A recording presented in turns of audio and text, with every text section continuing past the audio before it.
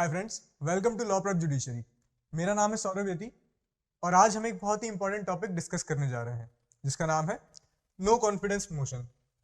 आज हम वीडियो में समझेंगे कि नो कॉन्फिडेंस मोशन होता क्या है, लीगल बेसिस दैट इज इसका ओरिजिन क्या है, कॉन्स्टिट्यूशन ऑफ इंडिया में क्या हम इसका सोर्स देख पाते हैं, व्हाई वाज इट इंट्रोड्यूस्ड। तो 26 जुलाई 2023 को अगर हमारे पार्लियामेंट के अंदर जो नो कॉन्फिडेंस मोशन इंट्रोड्यूस किया था उसे इंट्रोड्यूस क्यों किया गया, उसका नतीजा क्या रहा और नो कॉन्फिडेंस मोशन से जुड़े इंपॉर्टेंट फैक्ट्स को आज हम कवर करेंगे। तो आइए शुरू करते हैं। सबसे पहले हम जानेंगे कि नो कॉन्फिडेंस मोशन होता क्या है। So no confidence motion is introduced in only Lok Sabha.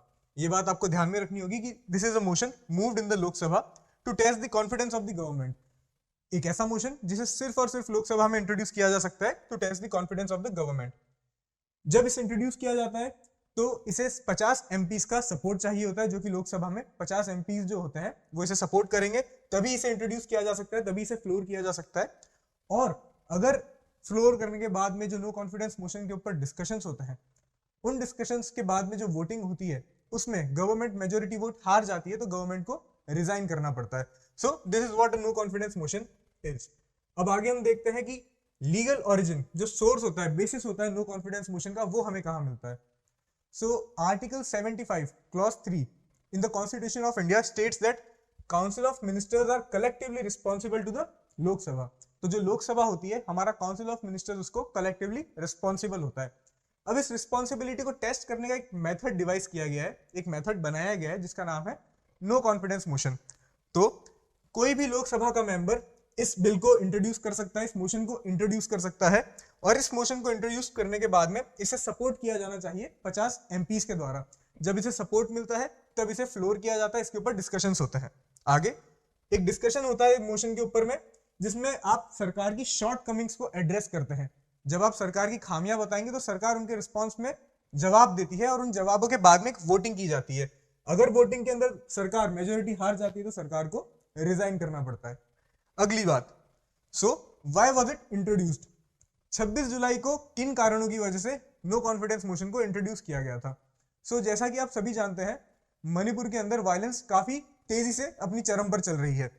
तो उस वजह से जो ओपोजिशन के एमपीज थे, लोकसभा के अंदर ओपोजिशन के एमपीज थे, वो चाहते थे प्राइम मिनिस्टर मोदी और उनकी सरकार से एक जवाब में क्या कि आप मणिपुर की वायलेंस रोकने के लिए, मणिपुर में पीस एस्टेब्लिश करने के लिए क्या क्या स्टेप्स ले रहे हैं।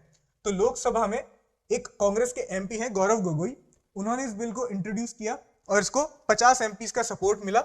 उसके बाद में ओम बिरला जो हमारे स्पीकर है, उन्होंने इस नो कॉन्फिडेंस मोशन को एक्सेप्ट किया और 26 जुलाई को इसे इंट्रोड्यूस किया गया। कहां पे? तो लोकसभा में।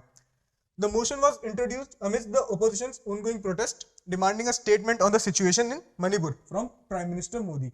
तो इस कॉन्फिडेंस मोशन के अंदर क्या बात हुई थी कि सरकार को जवाब देना था मणिपुर के अंदर जो भी सिचुएशन चल रही है, जो भी हिंसा चल रही है, वायलेंस चल रही है, उसके लिए, उसको रोकने के लिए, उसे दबाने के लिए, सप्रेस करने के लिए सिचुएशन को हम क्या कदम उठा रहे हैं। तो अब सवाल आता है कि ये जो नो कॉन्फिडेंस मोशन इंट्रोड्यूस हुआ उसका नतीजा किन चीजों के ऊपर डिपेंड करता है। तो जैसा मैंने आपको बताया, एक वोटिंग होती है, तो वोटिंग का आउटकम क्या रहा, तो आउटकम हम देखते हैं क्या रहा।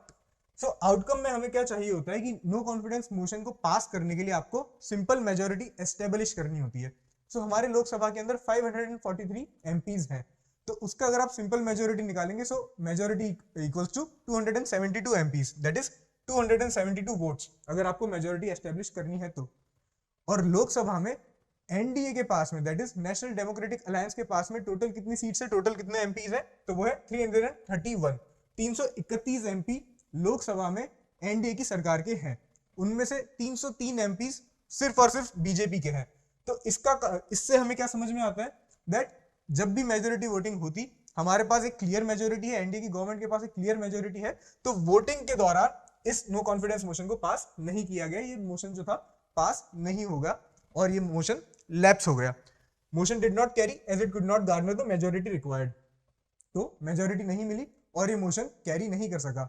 इसका मतलब क्या रहा कि जो गवर्नमेंट थी, गवर्नमेंट एस्टेब्लिश रही, गवर्नमेंट अपना काम एज इट इज कंटिन्यू कर सकेगी। तो ये होता है हमारा नो कॉन्फिडेंस मोशन। हमें अच्छे से समझ में आया। अब एक चीज और ध्यान रखने वाली बात यह है कि मैंने आपको बताया कि नो कॉन्फिडेंस मोशन सिर्फ और सिर्फ लोकसभा के अंदर ही इंट्रोड्यूस किया जा सकता है, राज्यसभा के अंदर इंट्रोड्यूस नहीं किया जा सकता। तो उसका कारण यह है कि जो काउंसिल ऑफ मिनिस्टर्स होता है, it is collectively responsible to Lok Sabha and not Rajya Sabha. Therefore इसे सिर्फ और सिर्फ इंट्रोड्यूस कहां किया जा सकता है? लोकसभा में। लोकसभा में ही क्यों? क्योंकि इसे तो अब इस कलेक्टिव रिस्पॉन्सिबिलिटी को हम कैसे टेस्ट कर सकते हैं? तो उसका जो मेथड डिवाइस्ड है वो है हमारा no confidence motion.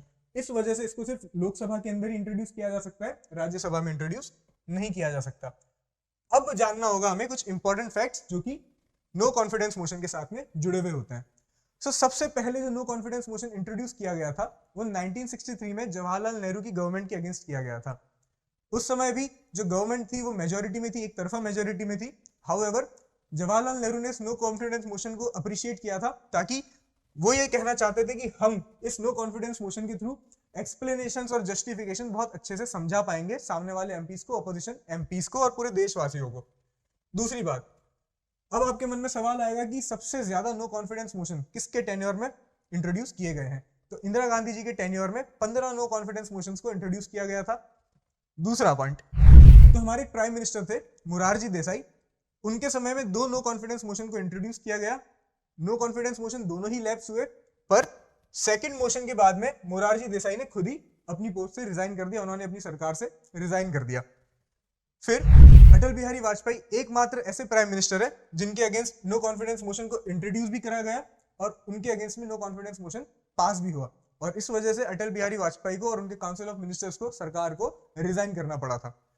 Modi ji के अगेंस्ट में 2 नो कॉन्फिडेंस मोशन 26 जुलाई वाला मिलाकर इंट्रोड्यूस किए गए हैं। एक 2018 में किया गया था और एक 2023 में 26 जुलाई को इंट्रोड्यूस किया गया।